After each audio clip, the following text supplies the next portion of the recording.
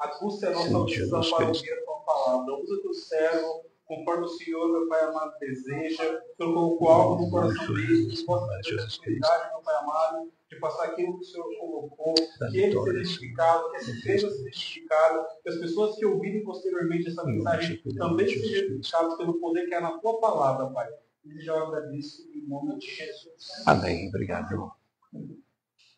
A paz do Senhor Jesus aos irmãos mais uma vez, a todos os irmãos que estiverem acompanhando essa live, este vídeo, em nome do Senhor Jesus, né? É um prazer estar com os irmãos mais uma vez nesse domingo. O Senhor nos permitiu a oportunidade de estarmos juntos. E aqui estamos sempre gratos a Deus por tudo que Ele faz, tudo que Ele fez, e tudo que Ele continua fazendo em nossas vidas. Graças a Deus. Queridos, nessa noite, eu vou estar lendo com os irmãos em 1 Coríntios, capítulo 15, nós já acompanhamos uma leitura de Coríntios e vamos ler uma segunda leitura aqui em 1 Coríntios, capítulo 15, que foi aquela a qual Deus colocou ao meu coração para nós podermos refletirmos sobre esse texto. Eu gostaria que todos acompanhassem a leitura para ficar bem claro. Eu não vou pregar nada que eu tenha inventado. Não vou acrescentar nada e nem vou tirar nada. Vou simplesmente expor aquilo que está na Bíblia, aquilo que está na palavra de Deus, né? Todos encontraram o capítulo 1 Coríntios, capítulo 15, a ressurreição de Cristo. Amém?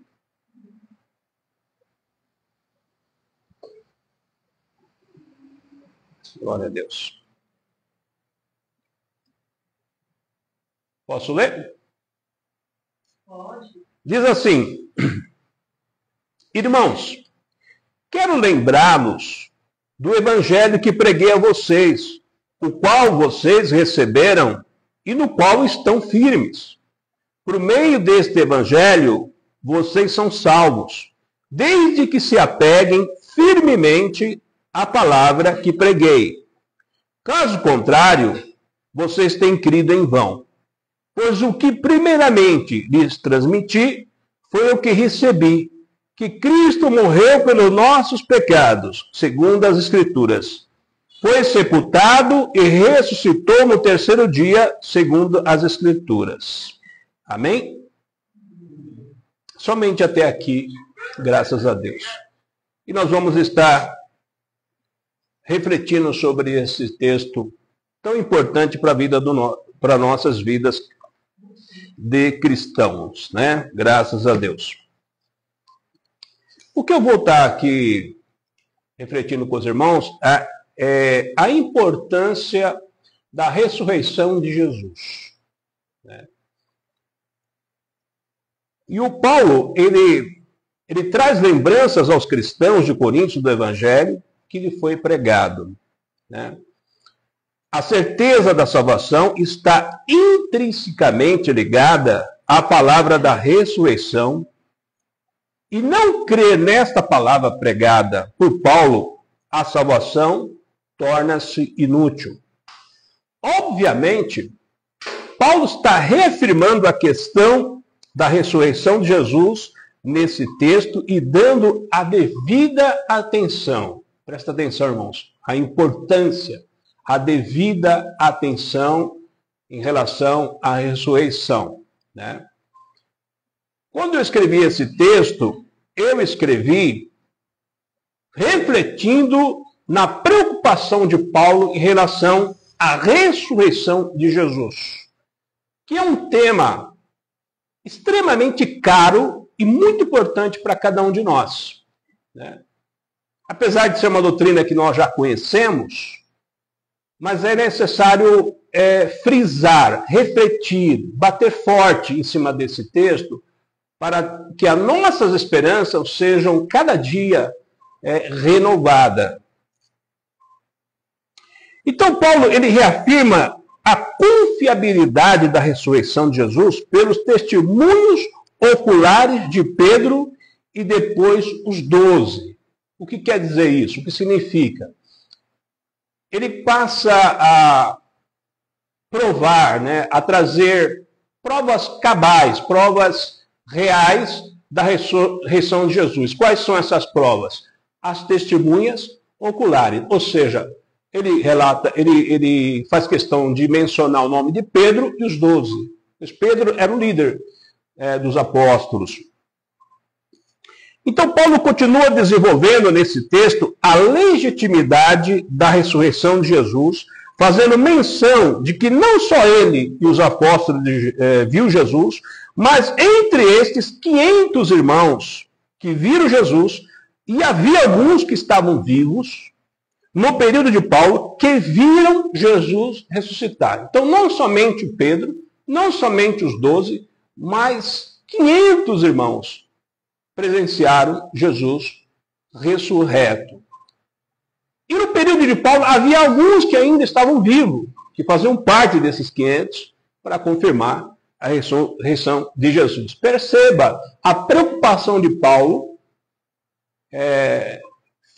reafirmar, provar a ressurreição de Jesus para a igreja de Coríntios. Por que Paulo tinha essa preocupação? Aí vamos refletir. Qual que era a preocupação de Paulo? Já que ele havia pregado diversas vezes sobre esse mesmo assunto para Coríntios. Ora, algum problema está tendo aqui. Alguma problemática está acontecendo dentro da igreja.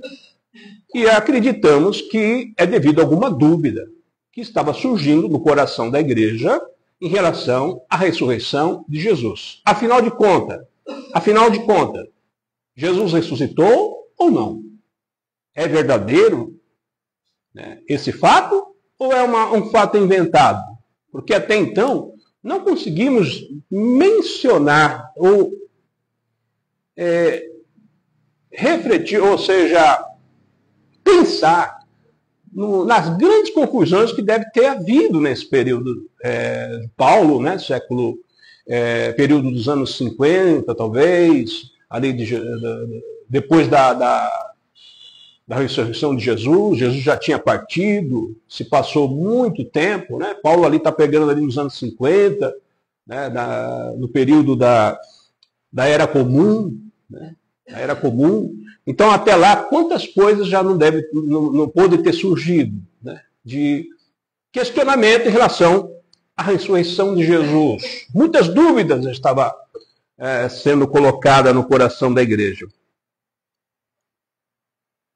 Porque a preocupação de Paulo em reafirmar a legitimidade da ressurreição de Jesus pode ser devido a alguns que não acreditavam que Jesus havia ressuscitado. Então, Paulo se preocupa com isso. Vamos ler aqui o versículo 12, 13, 14, 15, até o 19, para a gente ver qual é como é que se fala, os argumentos de Paulo, No versículo 12, diz assim: ora, se está sendo pregado que Cristo ressuscitou dentre os mortos, como alguns de vocês estão dizendo, que não existe ressurreição dos mortos, Essa é uma pergunta. Vou ler de novo para ficar mais subentendido. Ora, se está sendo pregado que Cristo ressuscitou dentre os mortos, como alguns de vocês estão dizendo que não existe ressurreição dos mortos? Então, vocês perceberam que tem uma dúvida aqui? Muitos não estavam acreditando mais na ressurreição de Jesus. Isso, para alguns, não aconteceu. Mas então, por que estão pregando? Por que eles ainda estão anunciando a ressurreição de Jesus se eles não acreditam que Jesus ressuscitou? Essa é a pergunta de Paulo, não está fazendo sentido. Se não há ressurreição, ele continua no seu argumento, se não há ressurreição dos mortos, nem Cristo ressuscitou, e se Cristo não ressuscitou, é inútil a nossa pregação, como também é inútil a fé que vocês têm. Então, quer dizer, não houve ressurreição? Então, para que vocês estão pregando, então? Não pregue, parem de pregar, porque é inútil.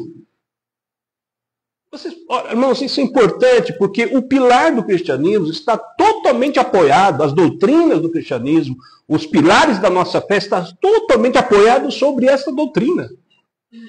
Se isso aqui não aconteceu, se Jesus não ressuscitou, todas as doutrinas que nós conhecemos, elas são vãs. A volta de Jesus, ir para o reino dos céus, viver na glória, nossos pecados perdoados, todas essas doutrinas não fazem o menor sentido se Jesus não ressuscitou. Por isso a importância que Paulo vê em enfatizar esses acontecimentos. E se Cristo não ressuscitou, é inútil a nossa pregação, como também é inútil a fé que vocês têm. Mais que isso, seremos considerados falsas testemunhas de Deus, pois contra ele testemunhamos que ressuscitou a Cristo dentre os mortos. Mas se de fato os mortos não ressuscitam, ele também não ressuscitou a Cristo. Pois se os mortos não ressuscitam, nem mesmo Cristo ressuscitou. Ora, se não há ressurreição, então Cristo de fato não ressuscitou. Paulo está fazendo uma argumentação para desconstruir essa falta de lógica na mentalidade do cristão que prega que Cristo ressuscitou, mas ao mesmo tempo não acredita na ressurreição. Olha, como que eu posso pregar que Jesus ressuscitou e eu não acredito na ressurreição, né? Então entra em contradição essa minha pregação, não faz sentido, né? Então, isso que Paulo está dizendo aqui. E se Cristo não ressuscitou, olha só, essa palavra é forte. Inútil é a fé que vocês têm.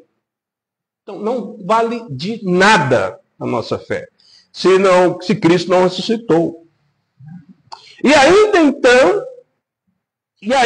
estão em seus pecados. Quer dizer, os pecados continuam do mesmo jeito. Nesse caso também, os que dormiram em Cristo estão perdidos. Você vê que como que é importante o pilar de acreditar na ressurreição de Jesus, que muitas outras coisas perdem seu valor, perdem sentido. Não faz o menor sentido ir para a igreja, servir a Deus, crer no Senhor, se não acreditarmos nesse ponto fundamental que é a ressurreição de Jesus, ao qual muitos ali estão negando que isso tenha acontecido, né? Se é somente para esta vida que temos esperança em Cristo, somos, de todos os homens, o mais digno de compaixão. Né? Mais digno de compaixão. Pois estamos servindo a Cristo em vão. Né? Em vão.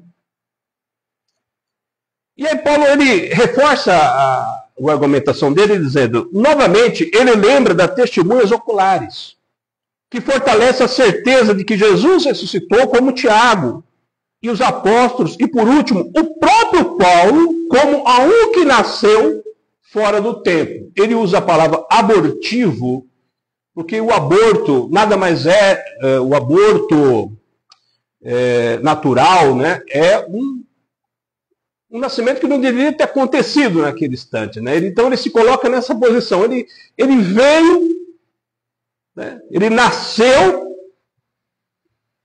fora do tempo, né? Fora do tempo, como um abortivo, e ele mesmo teve a oportunidade de ver o Jesus ressurreto.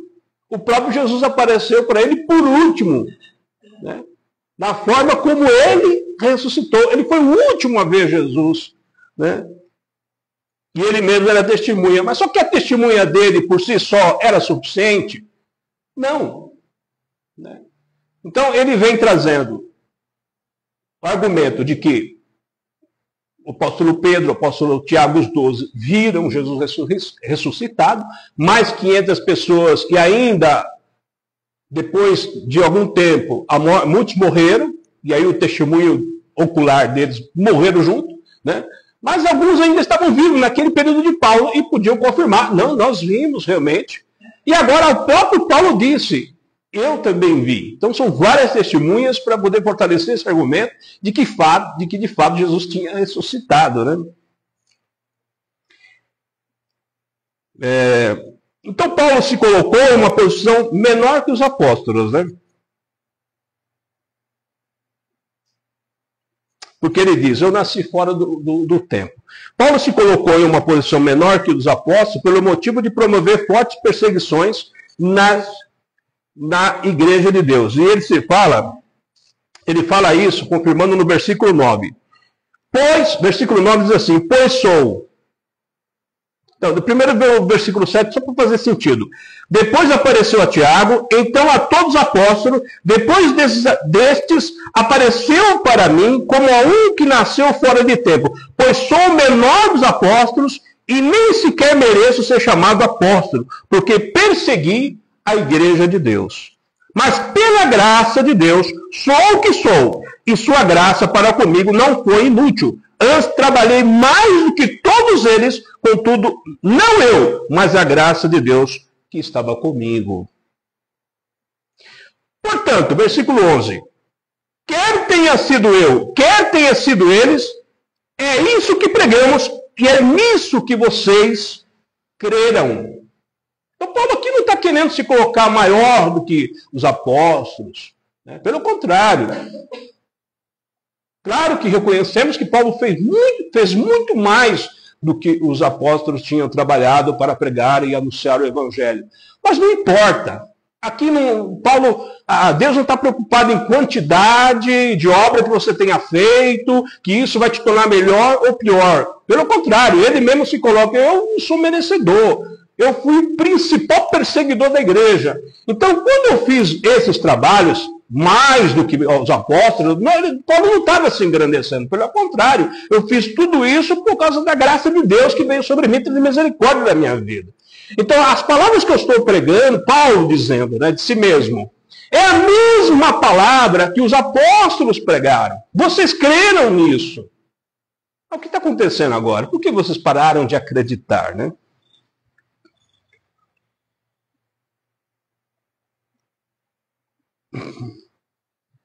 Isso é importante nós pensarmos. O que fez com que essa igreja parasse de acreditar?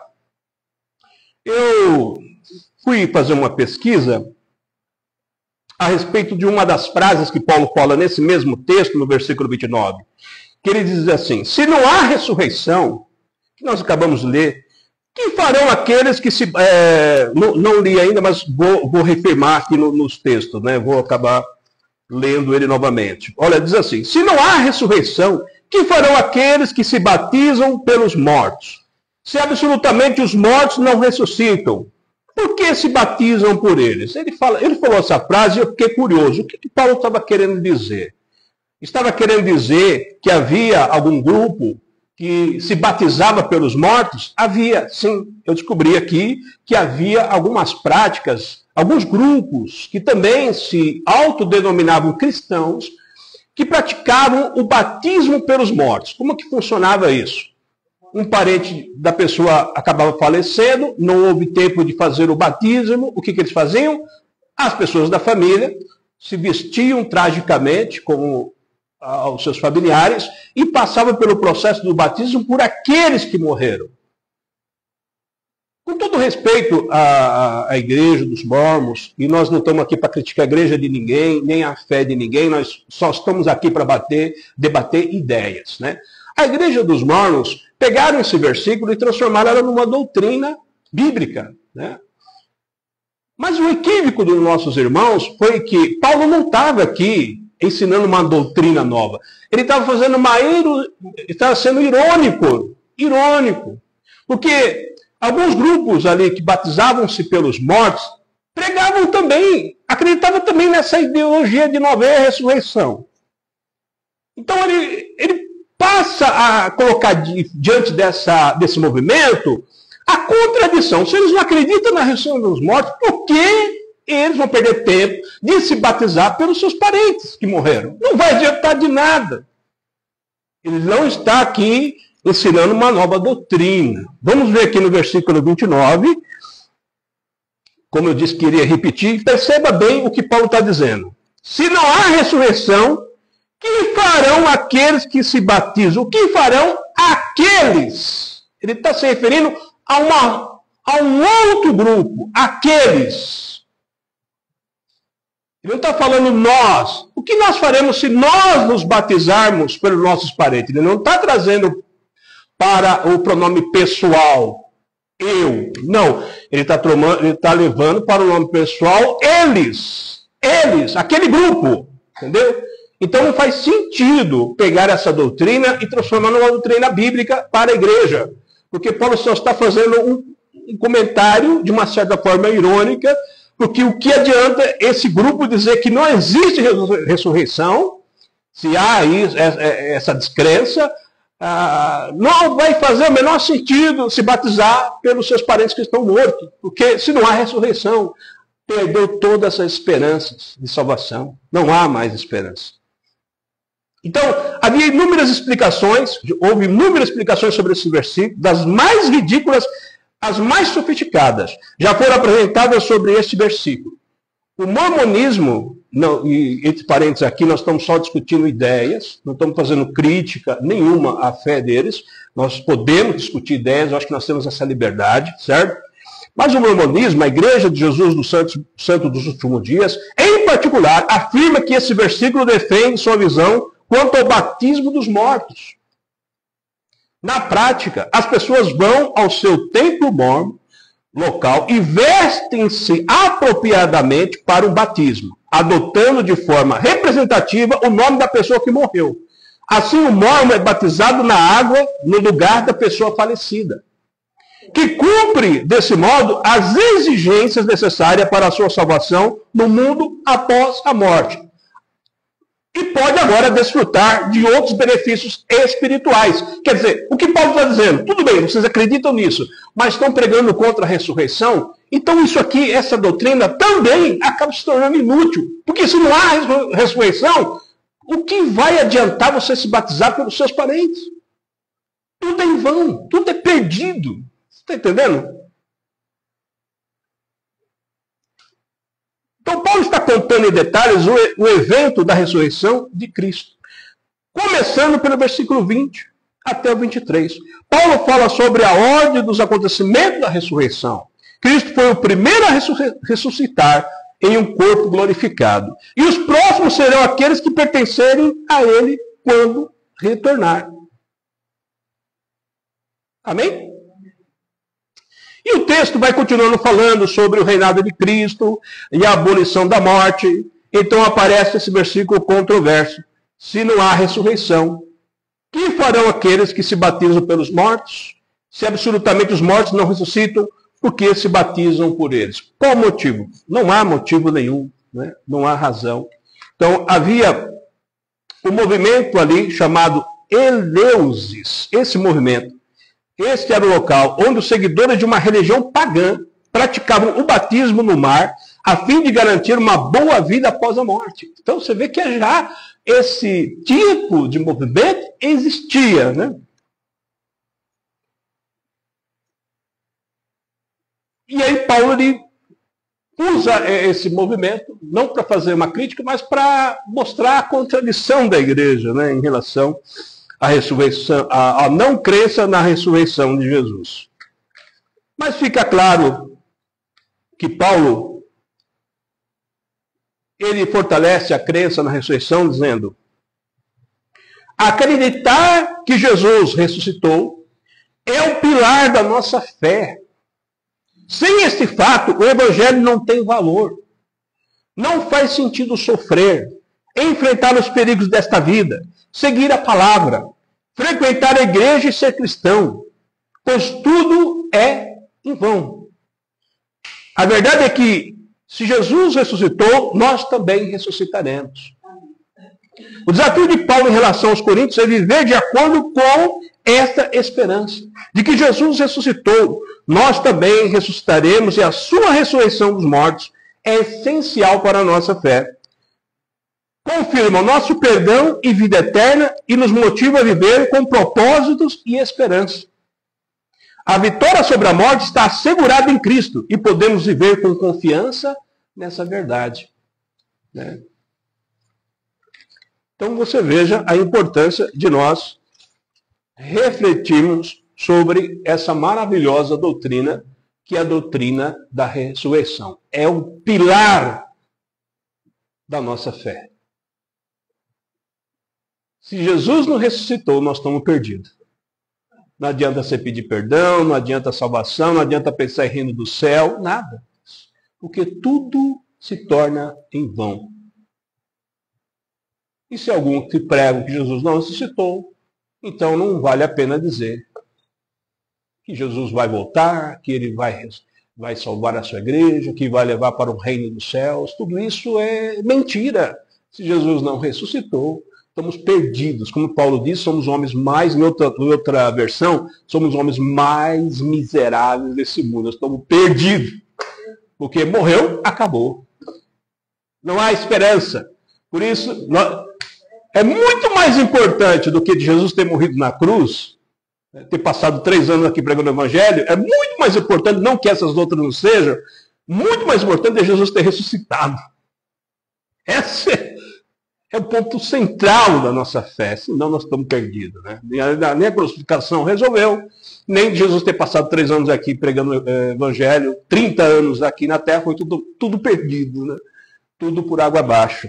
Mas Jesus, nós queremos, como Paulo diz, com várias provas, testemunhas oculares, que Jesus havia, sim, ressuscitado. A maravilhosa promessa de Deus em relação à ressurreição é a natureza do corpo ressurreto, que ele promete aqui, o Senhor promete através da pregação de Paulo, né? Como serão os corpos ressurretos? Paulo destaca a diversidade dos corpos criados por Deus. Ele menciona corpos celestiais e terrestres, cada um com a sua própria glória. Paulo reforça que nossos corpos naturais são adequados para esta vida, mas os corpos espirituais serão adequados para a vida eterna. Então, esse corpo aqui mortal vai deixar de existir e vamos passar a ter, após a ressurreição, um corpo glorificado. É claro que ele fala de diversas formas de corpos semelhantes ao brilho do sol, ao brilho das estrelas, cada um com o seu próprio brilho.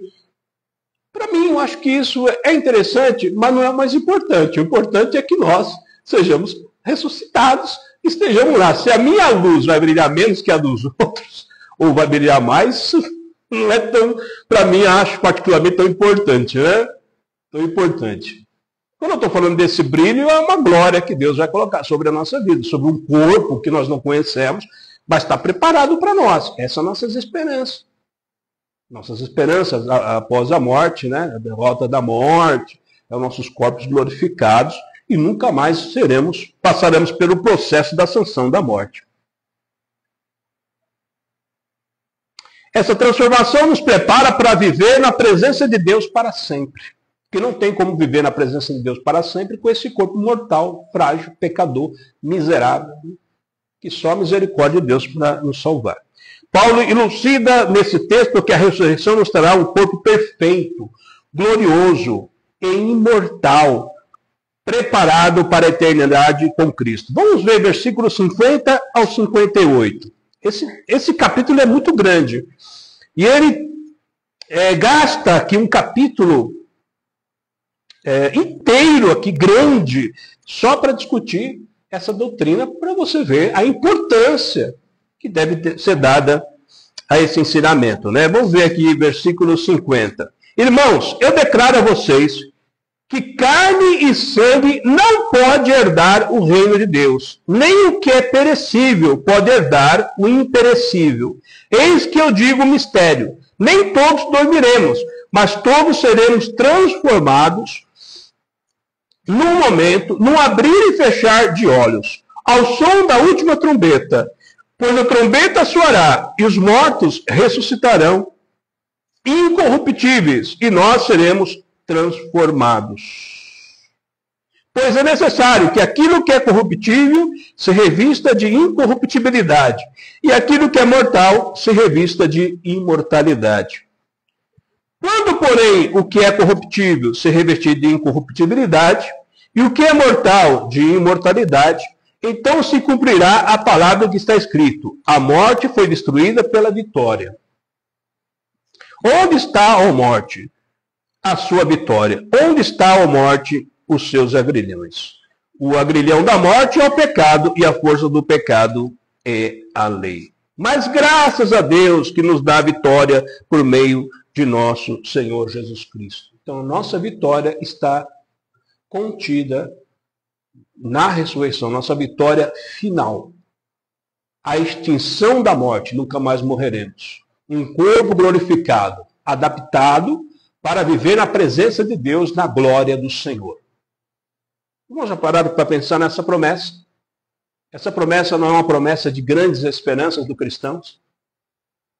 Se os cristãos perderem essa esperança, acaba tudo. Não vale a pena nem sequer ler mais a Bíblia. Não vale a pena nem sequer mencionar a palavra. Se não houver ressurreição, tudo está perdido, irmãos. E nós acreditamos nisso. Acreditamos que a ressurreição ela vai acontecer um dia. Não sabemos a hora, nem o momento. Só Deus é que sabe, né?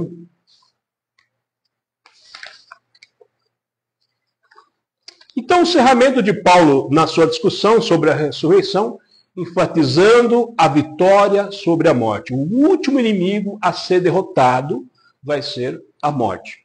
Afirma que a carne e o sangue não podem herdar o reino de Deus. É interessante esse texto aqui, porque eu já vi várias revelações do inferno e do céu. Não sei se você já deve ter escutado essas revelações de pessoas que diz ter sido arrebatado e foi para o céu e foi no inferno. Geralmente eles vão primeiro para o inferno, depois eles vão para o céu.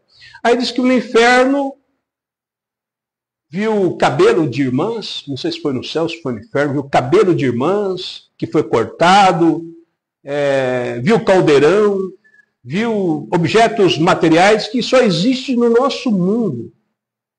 Ou quando vai no céu, diz que o anjo ele abre lá uma gaveta, não sei se no céu tem gaveta, tem armário, tudo que existe aqui na terra.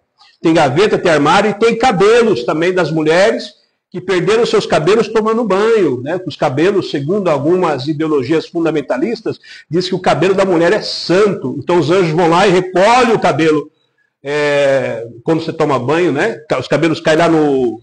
Como é que chama? No ralo, né? Aí diz que os anjos vêm, recolhem aquele cabelo e colocam numa gaveta, num armário que tem lá no céu, uma gaveta, e o cabelo se transforma em ouro. Aí a Bíblia diz aqui para mim que carne e sangue não pode herdar o reino de Deus. Eu pergunto, o que cabelo da irmã está fazendo lá no céu? É carne, mano.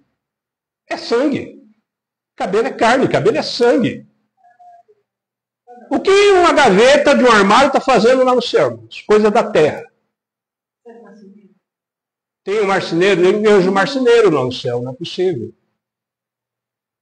O que vocês acham? Provavelmente. Deve ter um anjo marceneiro, tem anjo para tudo, né, irmãos? Tem as pessoas criam fantasias imaginárias. Mas nada do que existe aqui na terra é igual lá no céu, meu Deus. Não pode ser. É algo muito superior que possamos imaginar. Então, existe muitas crendices. Tem uma mulher chamada Mary Becker, acho que é Mary Becker, eu não sei se estou pronunciando certo, ela escreveu o livro As Revelações do Inferno. Quem já ouviu falar desse livro? Divina Revelação do Inferno. Mary Becker. O dia que você puder ler, leia. Você vai ver as heresias, o absurdo que diz ela ter visto no céu. Ela vê barata, vê rato, vê um monte de insetos que só existe aqui na Terra. O que carne e sangue está fazendo lá? Não faz o menor sentido. Então, por aí, é importante nós frisarmos a dúvida. Eu só tirei um parênteses aqui para uma curiosidade, para os irmãos, quando for ler algum livro, não se expressione com esse negócio de inferno e céu, porque não é bem isso que as pessoas estão dizendo aí, não, tá? Vamos pela palavra de Deus, que é mais fácil de acertar, né? Paulo revela um mistério que nem todos morreriam, mas seriam transformados. Isso acontecerá no momento, em um abrir e fechar de olhos, ao som da última trombeta. Quando ele fala o abrir e fechar de olhos, ele está falando de um piscar de olhos. Tão rápido como o átomo, né? Muito veloz. E essas são as promessas que nós temos que guardar no nosso coração. A nossa ressurreição e a transformação do corpo é o que Paulo está batendo nessa tecla aqui, para voltar a fortalecer a esperança na igreja, pois provavelmente a igreja estava tendo um problema sério, um colapso espiritual de não crer mais na ressurreição de Jesus. Então vou fazer uma reflexão final aqui só para encerrar. Vivemos em um mundo que a morte ainda predomina nesse mundo, essa é a realidade. A morte está predominando, a morte ainda está agindo, está trabalhando nesse mundo. Milhares de pessoas já morreram. A morte foi vencida por Jesus na ressurreição, mas eu não acredito que foi vencida completamente, né? Foi vencida naquele momento, senão a morte não existiria mais. Mas como a morte ainda está aí diante dos nossos olhos, e vemos e convivemos com ela todos os dias, né? A morte não foi derrotada totalmente, ela teve uma derrota, perdeu uma batalha com Jesus. Mas o dia dela vai chegar, em que ela não vai mais existir. Apesar disso, confiamos nas promessas de Jesus, de que a morte será derrotada definitivamente. A partir desse momento, teremos alcançado a plenitude da salvação. Você sabe o que significa isso? Nós ainda não estamos plenamente salvos, mas a plenitude de salvação se concretizará quando nós formos realmente transformados por Cristo. Aí completou-se. Claro que nós somos salvos em Cristo, mas para a complementude, para que isso seja cumprido de forma plena, vai ser na ressurreição dos mortos. Então nós temos 3 motivos para orar. Primeiro, agradecer a Deus pela ressurreição de Cristo, que é um ponto que nós deveríamos dar mais importância do que a própria cruz. Oração por força para permanecer firme nessa promessa, nessa fé, nessa esperança da ressurreição de Jesus. E agradecer a Deus pela transformação e vitória que nos dará sobre a morte. A morte deixará de existir. É triste a morte, né, irmãos? Eu convivi esses dias com a morte. Como é horroroso, como é triste, como é esmagador emocionalmente, como é destruidora a morte. Como a morte nos separa daquele que nós amamos. As pessoas falam, não, nós temos que se acostumar com a morte. Não sei. Talvez tenha alguma sociedade que tenha se acostumado, mas a gente não se acostuma com a morte. Aliás, nem Deus acho que gosta da morte, né? Deus não ama a morte, Deus quer vida. Deus, ele é vida e vida em abundância. Então essa morte vai acabar. Nós vamos viver eternamente com Cristo, no reino dos céus, essa é a nossa esperança. Se isso não for verdade, irmãos, estamos perdidos, né? Como disse Paulo, comamos e bebamos, porque amanhã morreremos. Então o que ele quer dizer? Aproveite a vida, faça tudo o que vier à sua cabeça, porque amanhã certamente morreremos. E morto, não ressuscitaremos, se essa doutrina não for verdadeira. Você viu a importância de batermos nessa tecla, como Paulo disse? Ficou claro para os irmãos a necessidade de continuarmos acreditando na esperança do Senhor, na esperança da salvação, na esperança da ressurreição dentre os mortos. Nós estamos apegados a essa promessa, e essa promessa é fundamental para nossas vidas diárias, de uma vida dedicada a Deus, de uma vida de propósito. Não faz sentido viver sem propósito nessa terra. Temos que ter um propósito. E nosso propósito é transmitir essa mensagem a todos quanto assim pudermos, enviar a palavra do Senhor Jesus e trazer a esperança da ressurreição dos mortos, que um dia Jesus fará. Não sabemos o dia nem a hora, só Deus é que sabe, né? E nós confiamos inteiramente nessa promessa. Amém? Que essa palavra fique nos vossos corações, que possamos meditar cada dia nisso, confiar no Senhor, orar, buscar com fé e com esperança, né? O demais, o Senhor fará. Amém? Deus abençoe todos em nome do Senhor Jesus. Fique com essa palavra nos vossos corações. Nós vamos dar encerramento desse culto abençoado nessa noite.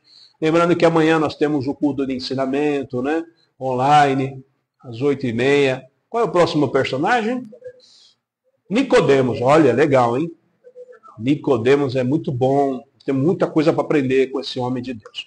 Vamos continuar orando pelos pedidos de oração. Eu gostaria de saber se tem alguém que vai querer levar para casa.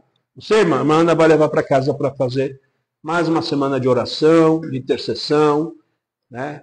Para que Deus venha atender as nossas súplicas, tá bom? Vamos ficar de pé e agradecer a Deus? Obrigado pela presença de todos vocês. Vamos continuar glorificando o Senhor e bendizendo o seu santo nome. Oremos. Maravilhoso Deus e eterno Pai, nós te agradecemos por mais essa noite maravilhosa que o Senhor nos concedeu.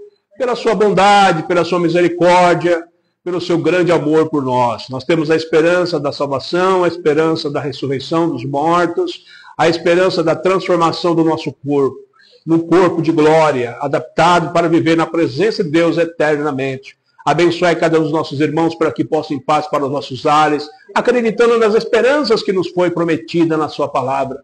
E que não deixais que nenhum vento de doutrina possa arrancar do coração dos irmãos aquilo que já foi fixado pelo Espírito Santo, e eles possam continuar olhando para Jesus, olhando para Cristo, o autor e consumador da nossa fé. Leva-nos em paz para os nossos lares, em segurança, protege a nossa ida. Vai numa noite tranquila de descanso, que possamos dormir e descansar, porque até o sono veio do Senhor. Muito obrigado por mais essa noite maravilhosa que nos concedeu, não somente agora, mas para todos sempre, em nome de Jesus. Amém. Faz assim com as mãos, o grande amor de Deus, a graça salvadora de Jesus e as ricas consolações do Espírito Santo esteja com todos nós, não somente hoje, mas para todos sempre, todos digam numa só voz. Amém. Palmas para Jesus. Deus abençoe a todos. E gratidão com a paz do Senhor. Amém. Glória a Deus.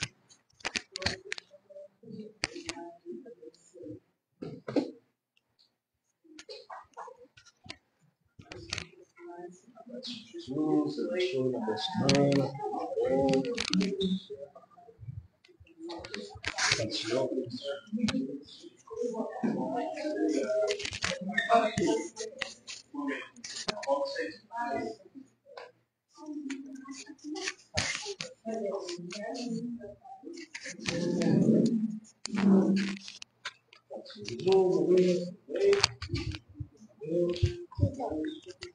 Deixa eu só me ligar, mas não sei como é que explica assim perto. Ela quer ligar lá